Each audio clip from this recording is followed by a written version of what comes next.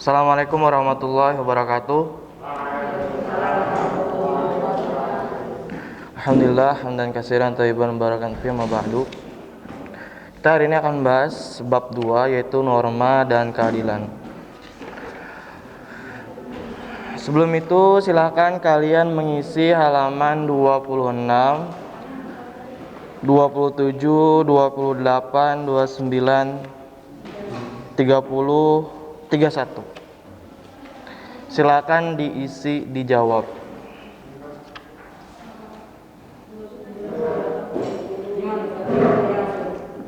Di buku. Ya.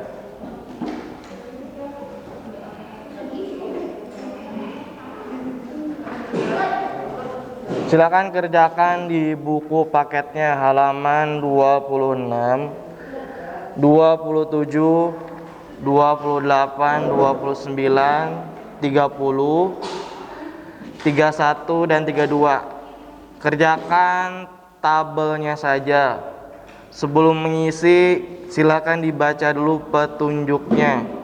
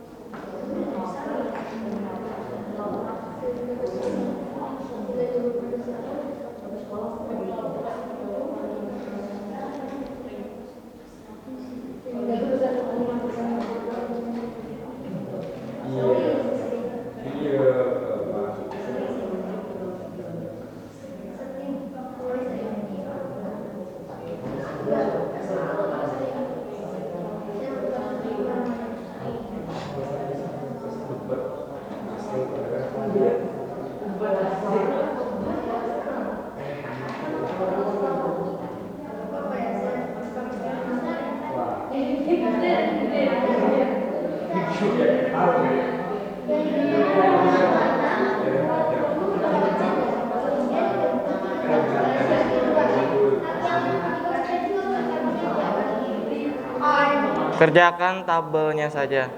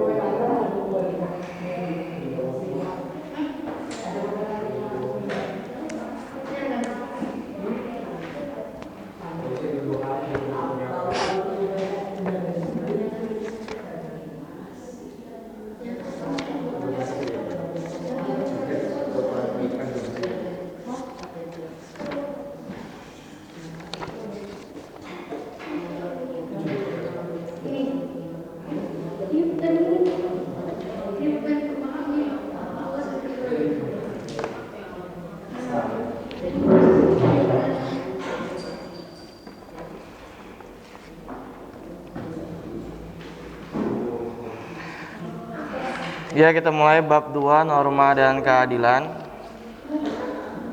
Poin A, norma dalam kehidupan bermasyarakat. Yang pertama, pengertian norma. Manusia pada dasarnya memiliki dua kedudukan, yaitu sebagai makhluk sosial dan makhluk individu. Sebagai makhluk sosial, manusia selalu membutuhkan orang lain.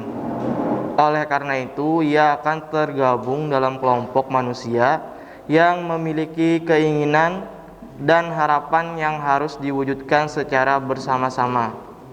Akan tetapi, sebagai makhluk individu, tiap orang memiliki perbedaan pemikiran dan perbedaan kepentingan. Misalnya dijelaskan, masyarakat dibagi 3 kategori. Kepentingan yang dilindungi. Ada kepentingan umum, kepentingan masyarakat, dan kepentingan pribadi.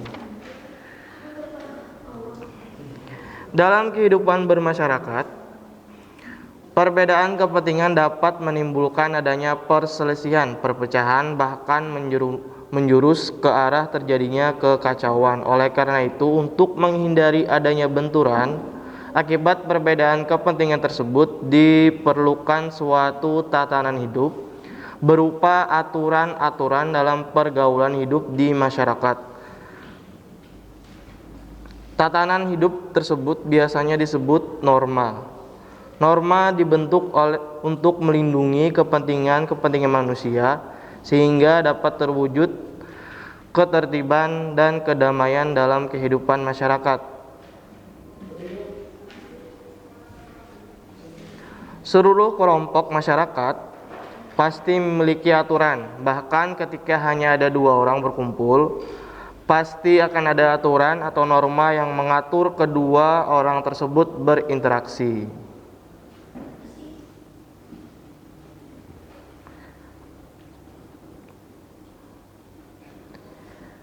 Cicero pada tahun 106 hingga 43 sebelum Masehi, seorang ahli hukum bangsa Romawi mengatakan ubi societas ibi ius. Artinya di mana ada masyarakat, di situ ada hukum.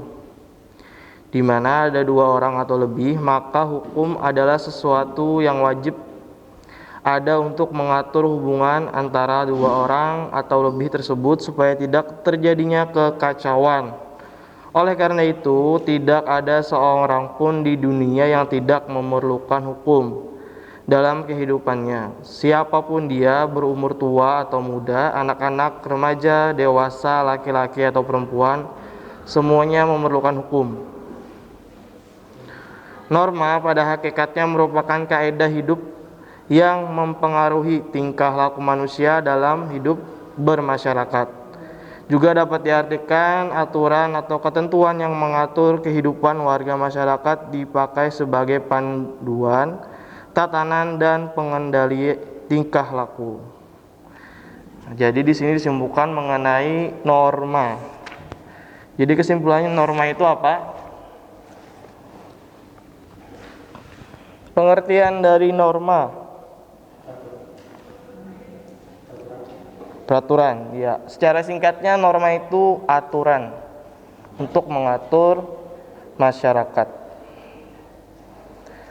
Di halaman 37 dijelaskan ada macam-macam norma. Ini jenis atau macam-macam norma yang berdasarkan sumbernya. Ada norma kesusilaan, ada norma kesopanan, ada norma agama, dan ada norma hukum. Ada 4 jenis norma atau macam-macam norma berdasarkan sumbernya.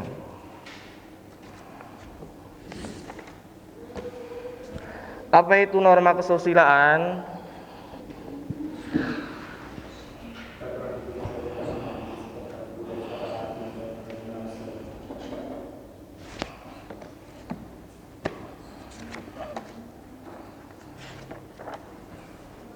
Habibie Zaki Albani.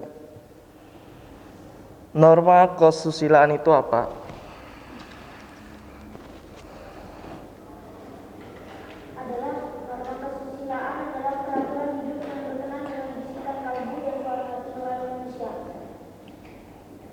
Iya, jadi sumber dari norma kesusilaan dari hati nurani manusia.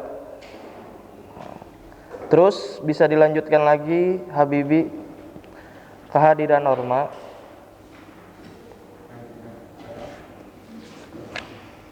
Kehadiran norma ini bersamaan dengan kelahiran atau keberadaan manusia itu sendiri, tanpa berbeda jenis kelamin dan suku bangsanya. Suara hati nurani yang dimiliki manusia selalu mengatakan kebenaran dan tidak akan dapat dibohongi oleh siapapun. Terus?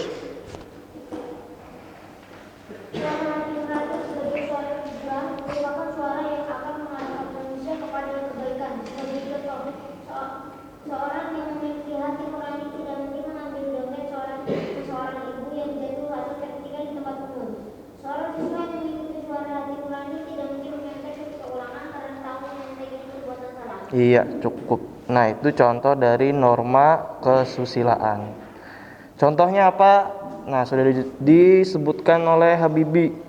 Misalkan tadi, seseorang siswa yang mengikuti suara hati nuraninya tidak mungkin menyontek ketika ulangan karena tahu menyontek itu perbuatan salah. Pernah nggak terpikir seperti itu?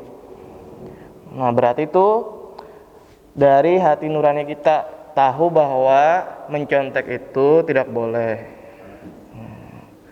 Kesimpulannya, karena norma sosial berasal dari hati nurani, maka bagi pelanggar norma kesusilaan akan timbul perasaan penyesalan. Seseorang yang melanggar norma kesusilaan akan merasakan menyesal karena perbuatan salahnya tersebut. Jadi contohnya tadi kan dia sudah tahu mencontek itu salah, tapi tetap dia kerjakan. Akhirnya apa yang dia dapat? Penyesalan. Itu contoh dari norma kesusilaan. Selanjutnya norma kesopanan. Asyifa. Apa itu norma kesopanan? Adalah norma yang berhubungan dengan pergaulan manusia dalam kehidupan sehari-hari. Terus? Norma kesopanan bersumber dari tatanan hidup atau budaya yang berupa kebiasaan masyarakat dalam mengatur kehidupan kelompoknya. Manusia sebagai manusia memiliki kecenderungan berinteraksi atau bergaul dengan manusia lain dalam masyarakat. Hubungan antara manusia dalam masyarakat ini membutuhkan aturan kesepakatan tentang mengenai kesenangan dan atas. Ada perbuatan yang sopan yang dilakukan atau tidak dilakukan. Inilah awal-awal bentuk norma kesopanan. Iya, cukup. Jadi norma kesopanan sudah dijelaskan berhubungan dengan pergaulan manusia dalam kehidupan sehari-hari. Dan sumbernya dari mana?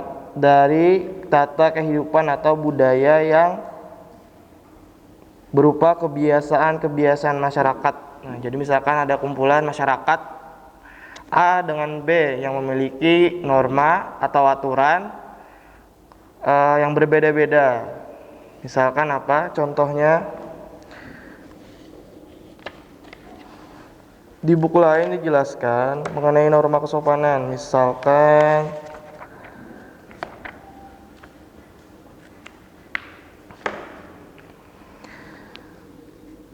tidak meludah di seberang tempat, nah, makan dengan tangan kanan dan sebagainya. Itu contohnya karena kebiasaan masyarakat, misalkan di masyarakat A peraturannya tidak boleh meludah di sebarang tempat, sedangkan di masyarakat B misalkan tidak mengapa, tapi misalkan di aturannya ada lagi yaitu makan dengan tangan kanan.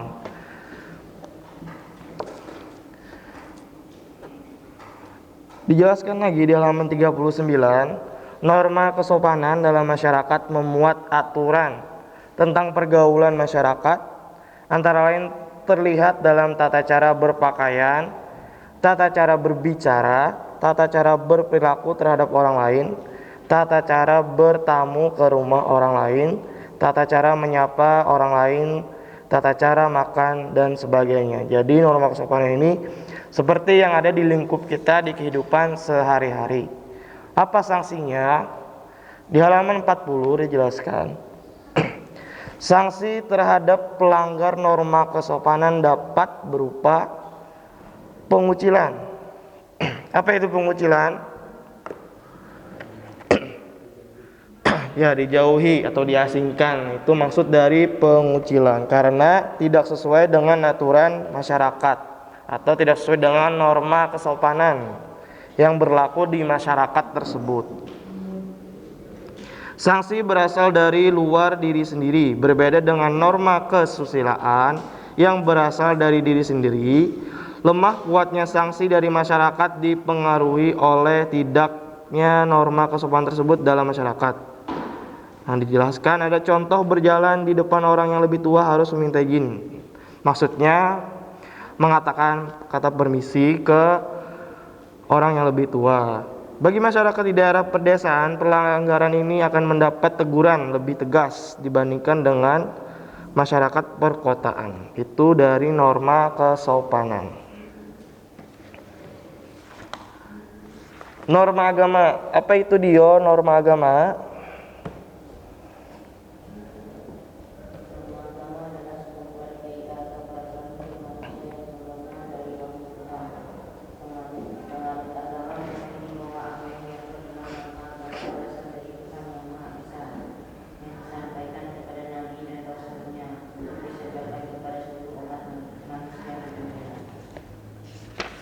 Iya, itu dari contoh atau pengertian dari norma agama, sekumpulan kaidah atau peraturan hidup manusia yang bersumber dari wahyu Tuhan. Contoh pelaksanaan norma agama misalnya perintah melaksanakan ibadah sesuai dengan ajaran agamanya. Melanggar norma agama adalah perbuatan dosa sehingga pelaku pelanggarnya akan mendapatkan sanksi siksaan di neraka. Pelaksanaan norma agama dalam masyarakat Indonesia bergantung pada agama yang dianutnya. Norma agama bagi penganut agama Islam bersumber dari Al-Quran dan hadis Nabi Muhammad SAW. Orang yang beragama Kristen Katolik, pegangan hidupnya bersumber dari Alkitab. Umat Hindu, pegangan hidupnya bersumber dari Kitab Veda dan Tripitaka menjadi kaidah pegangan hidup penganut Buddha. Serta kitab suci Konghucu adalah Shishu Wujing. Itu dari pelaksanaan norma agama dalam masyarakat Indonesia. Tergantung dari sumber kitab dari agamanya masing-masing. Norma hukum. Khairul Ridho, apa itu norma hukum? Norma hukum adalah peraturan mengenai tingkah laku manusia dalam pergaulan masyarakat dan dibuat oleh badan-badan resmi negara serta bersifat memaksa sehingga perintah dan larangan dalam norma hukum harus ditaati oleh masyarakat. Terus? Oleh karena itu dalam kehidupan sehari-hari aparat penegak hukum seperti polisi, jaksa dan hakim dapat memaksa seseorang untuk menaati hukum dan memberikan sanksi dari pelanggar hukum. Norma hukum juga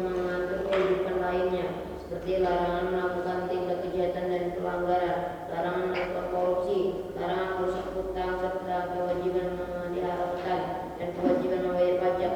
Peraturan tersebut harus dilaksanakan oleh seluruh warga negara Indonesia. Iya. Jadi norma hukum adalah peraturan mengenai tingkah laku manusia dalam pergaulan masyarakat dan dibuat oleh badan-badan resmi. Jadi sifatnya memaksa. Apabila melanggar maka mendapat sanksi dari badan resmi negara. Di halaman selanjutnya, pada hakikatnya suatu norma hukum dibuat untuk menciptakan ketertiban dan kedamaian dalam pergaulan hidup bermasyarakat. Untuk itulah setiap norma memiliki dua macam sifat. Nah, ada dua sifat, yaitu sifatnya perintah, ada sifatnya larangan. Perintah yaitu memerintahkan orang berbuat sesuatu dan jika tidak berbuat maka ia akan melanggar norma hukum tersebut. Contohnya perintah bagi pengendara kendaraan bermotor untuk memiliki dan membawa SIM, surat izin mengemudi. Dijelaskan ada ketentuannya pada pasal 281 UU nomor 22 tahun 2009 tentang lalu lintas dan angkutan jalan menyatakan bahwa setiap orang yang mengemudikan kendaraan bermotor di jalan yang tidak memiliki SIM dipidana kurungan paling lama 4 bulan atau denda paling banyak 1 juta rupiah. Nah, itu sifatnya memaksa. Jadi mau tidak mau setiap orang yang mengemudikan kendaraan harus memiliki surat izin mengemudi. Itu menurut aturan dari sifatnya perintah. Yang kedua larangan, yaitu melarang orang berbuat sesuatu dan jika orang tersebut melakukan perbuatan yang dilarang maka ia melanggar norma hukum tersebut. Contohnya larangan bagi pengemudi kendaraan bermotor melebihi batas kecepatan paling tinggi yang diperbolehkan dan berbalapan dengan kendaraan bermotor lain. Dijelaskan ketentuan pasal 115 UU nomor 22 tahun 2009 tentang lalu lintas dan angkutan jalan. Itu sifatnya larangan dari norma hukum.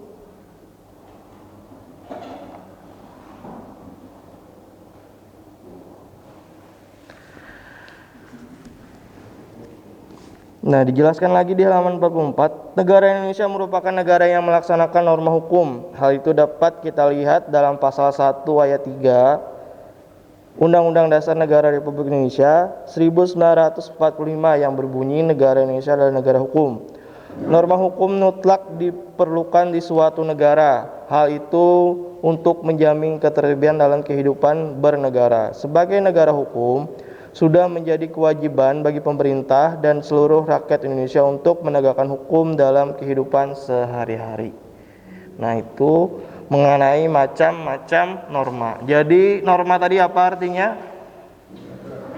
Aturan. Atau pengertian lainnya kaidah, aturan atau adat, kebiasaan dan hukum yang berlaku dalam masyarakat. Itu norma. Macam-macam norma. Ada berapa norma macam-macamnya? 4. 1 norma apa tadi? Kesusilaan. 2 kesopanan. 3 4 ya. Norma kesusilaan bersumber dari hati nurani. Kalau melanggar sanksinya apa? Menyesal. Kucilkan lah. Norma kesusilaan sanksinya apa tadi? Penyesalan. Kalau norma kesopanan berasal dari sikap. Norma kesopanan dari mana? Norma kesusilaan dari hati nurani. Sanksinya yaitu penyesalan. Norma kesopanan dari pergaulan. Ya, data kehidupan atau budaya yang berupa kebiasaan masyarakat. Sanksinya apa tadi? Kalau melanggar dikucilkan, berupa pengucilan. Kalau norma agama bersumber dari wahyu Tuhan. Sanksi melanggar norma agama. Dosa. Berdosa. Berdosa.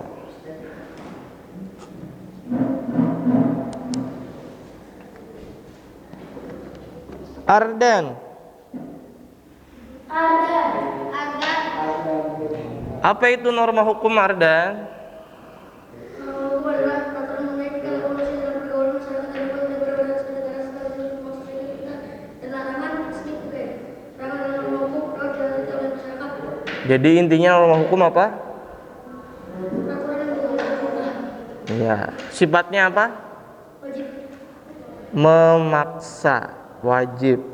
Larangan apabila norma hukum itu dilanggar. Sanksinya, sanksi apabila melanggar norma hukum apa? Sanksinya berlaku. Dari di buku tersebut dijelaskan apa sanksinya?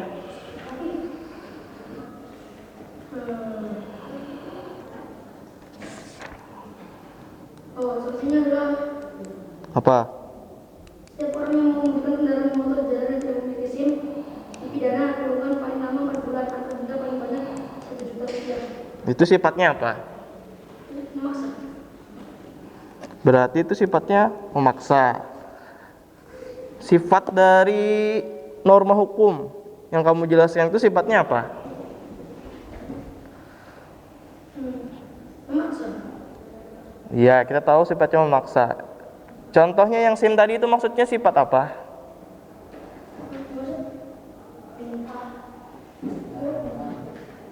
Perintah atau larangan yang SIM tadi? Perintah. Nah, itu sifatnya bersifat perintah yang memaksa. Paham, Ardan? Norma agama apa, Ardan? Beragama. Nah, dirasa. Itu contohnya. Berasal sumbernya dari mana? Dari apa? Dari bidang apa? Iya, dari wahyu Tuhan. Capek ya? Ya, ada pertanyaan? Sudah paham mengenai pengertian norma dan macam-macam norma? Insya Allah. Insya Allah pertemuan selanjutnya kita akan membahas mengenai arti penting norma dalam mewujudkan keadilan. Semoga bisa sampai habis, sampai bab 2.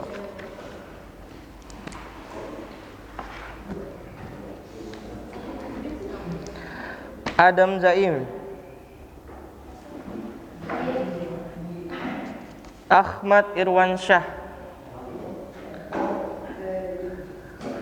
Dio Pramudia Asdi, Fatur Rahim, Habibi Zaki Albani, Muhammad Akbar Dwi Cahyo, Akila Arkananta Bagaskoro, Ardan Mahendra Dewa, Ashifa Elham Nasution, Fadri Marzuka Gani, Farid Rizky Alfandi,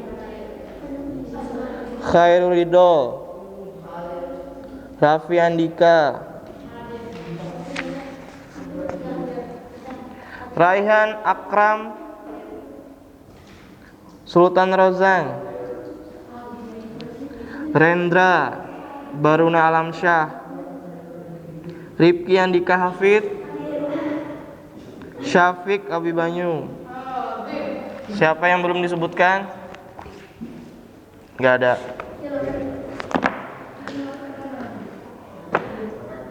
Ini jumlahnya berapa ya?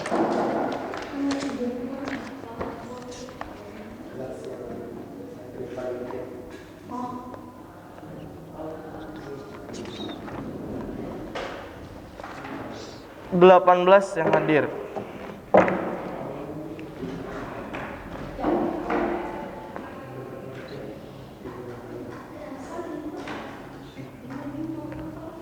Ada 3 orang yang belum ngumpul, siapa?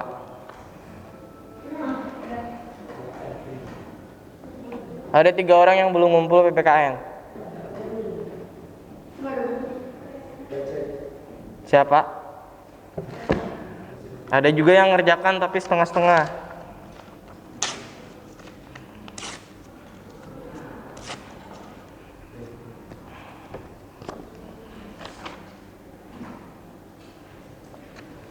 Ini ngerjakan tapi namanya nggak ada, jadi siapa yang dikasih nilai?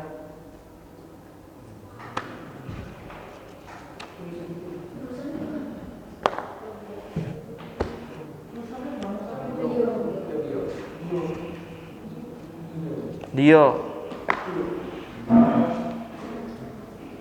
Nah ini juga nih,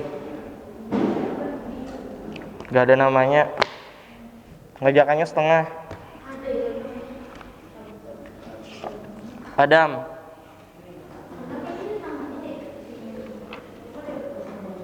Perhatikan lagi ya soal-soalnya. Irwansyah. Habibi.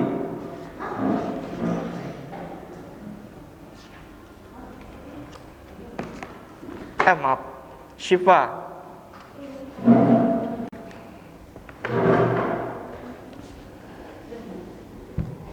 Padri ya nih, Padri Marzuko. Farid Rizky Alfandi. Khairidlo. Raihan.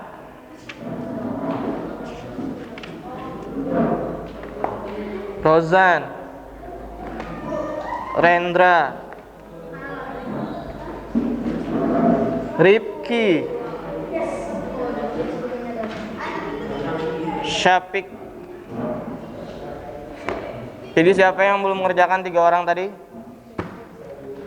Nih yang sudah ngumpul tapi nggak ada namanya siapa? Kenapa jadi ngerjakan setengah? Anak baru itu bisa hari sebelum kerjakan kaget. Ini anak contoh Siapa nih? Kasih nama dulu. mana dari belum ada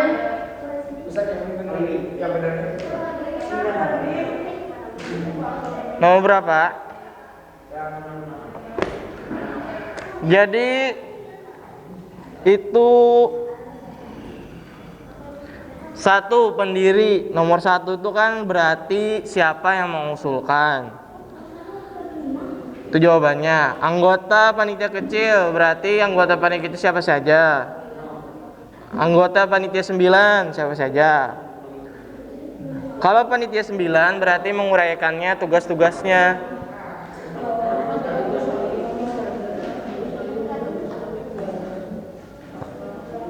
Jadi siapa yang 3 orang tadi tidak ada disebut namanya? Atur Rahim, Akbar Dwi Cahyo, satu lagi siapa? Kenapa belum dikerjakan? Hah? Kenapa? Tapi ngerjakan. Semuanya sudah selesai. Atur Rahim sudah. Satu asrama. Akbar Dwi Cahyo ngerjakan nggak?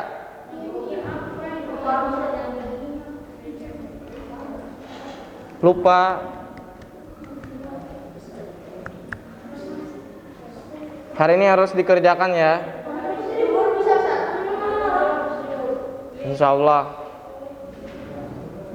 Kalau nggak dikerjakan, saya bisa lupa juga mengasih nilainya kepada kalian.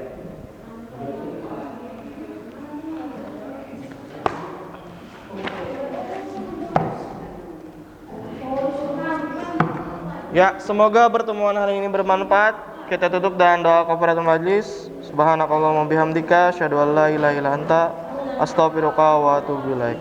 Assalamualaikum warahmatullahi wabarakatuh.